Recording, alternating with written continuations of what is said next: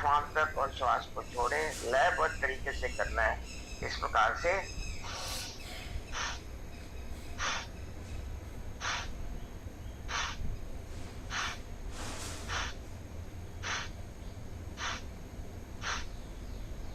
रुकना नहीं है बिल्कुल।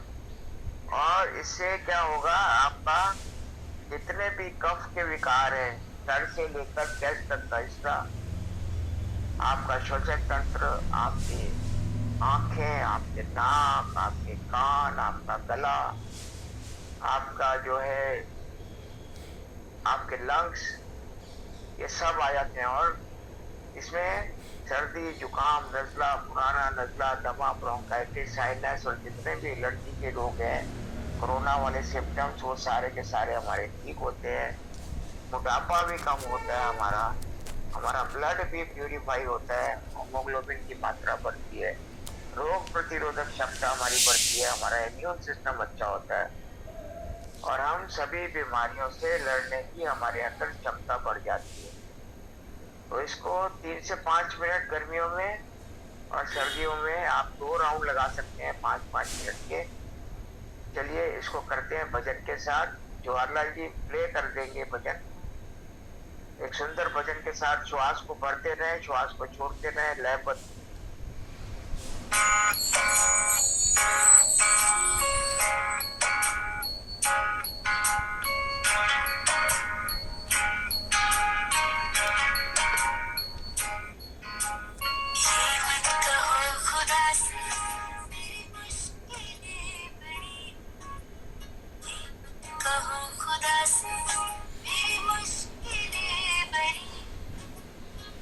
मुश्किलों से कह दूं मेरा खुदा बड़ा है।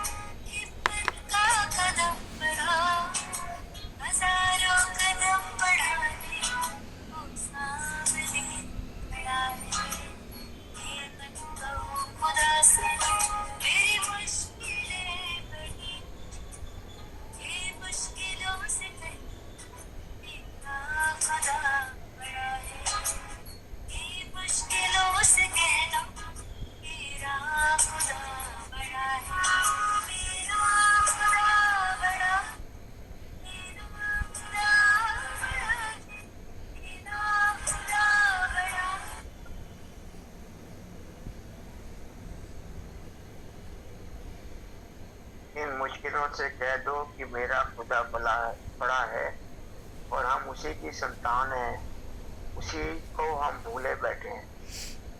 तो कोई मुश्किलें है ही नहीं अगर हम योग से, प्राणायाम से, ध्यान से जुड़ें और ऋषियों की बताई हुई बातों को फॉलो करें। तो ये जो जीवन इतना पहाड़ जैसा लगता है, ऐसा है नहीं जितना कि हमने इसको बना लिया।